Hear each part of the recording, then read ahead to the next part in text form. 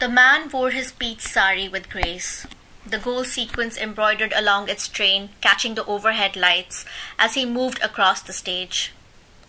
The wig cradled his head in a soft, dark mass as the synthetic hair ran down to his hips. He was Durga, the warrior goddess, out to vanquish the demon Mahishasur. Everyone watching him play Durga believed that he would succeed. It was a matter of time. And as the dholak player beat onto his instrument with gusto, and Durga's eyes widened with rage in wait for Mahishasur, the audience too leaned in with anticipation. I have always been fascinated with Jatra, Bengali street theatre. There is something immediate about the hot, bright lights. The straight men dressed as kings and queens, demons and goddesses, their slim bodies lithe in their gaudy makeup, the synthetic wigs, the flashy costumes. There is something about the way they played their female counterparts that has always attracted me. There is an ease in the way they slipped into their roles, their temporary guises, hiding in plain sight. I have often wondered how that feels, hiding in plain sight, hiding on purpose and not being judged. I saw my first Jatra performance at 3. We lived in Calcutta then. When was this? 1988? 89?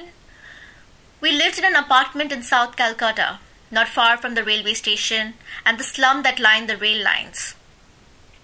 There was a Jatra troupe in my neighborhood, and they set up shop just a few steps away from the entrance to our apartment building. The voices of the actors drifted over a loudspeaker, the lights holding fascination for me, from what I could glimpse from the bars of our balcony. I wanted to go closer, to see why there was a crowd around the glow, to see what the fuss was about. Ma and Baba didn't think it was a place for their 3-year-old. The audience was made up of the people from the nearby slum, the maidservants from the neighboring buildings, and the drivers who drove cars of the same people who lived in those buildings. Even the security guard of our apartment had abandoned his post for some time and joined in. Perhaps it was no place for me, but I knew if I cried enough, I could have my way. And since I was still their only child then, they let me go with our maid. For 10 minutes only, they said. And I was mesmerized. The man playing Mahishasur was in a mask, a painted green face with red-rimmed eyes, flaring nostrils and bared teeth. A bush of messy black hair framed the terrifying face.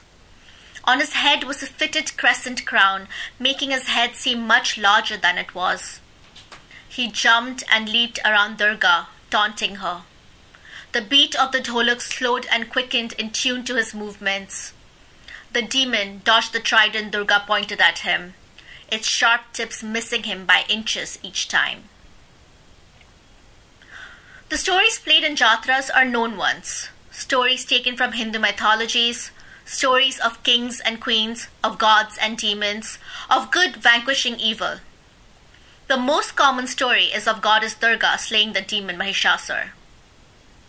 In the legend of Mahalaya, Mahishasur is a master of disguises, a shape-shifting demon. He uses his masks to escape each time. But he's no match for goddess Durga. Nobody is. She strips him of his many camouflages, seeing him for who he is. It is she who finally slays him, the master impersonator. Ask any Hindu Bengali about the story, and they will wax poetic about Durga's visit to her earthly abode for the 10-day festival each year. 10 days of celebrating goddess Durga's victory over Mahishasur's defeat, where she slays him again and again with her gleaming trident. A victory ad infinitum. In Camera Lucida, Roland Barthes writes, "There is a kind of stupefaction in seeing a familiar being dressed differently." He's looking at a photo of his mother as he writes this.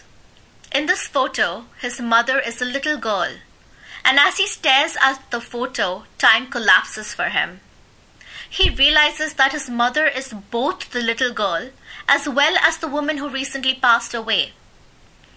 In this collapsing of time, he's unable to reconcile himself to the woman he knew and the girl who exists in the photo. In this collapsing of time, the familiar becomes unfamiliar. In this collapsing of time, Barthes is stupefied. I wonder if Durga too was stupefied each time she saw Mahishasur in a different disguise. How did she learn to unmask him each time? How did she manage to see him through her stupefactions? How did she know to slay him and him alone? All my life, I thought I wanted to play a role. Put on makeup, a costume, pass as someone I wasn't. I failed to realize I was already playing parts. The role of a woman in the body of a woman. The role of a woman who is only attracted to men. The role of a woman who can only love one person at one time.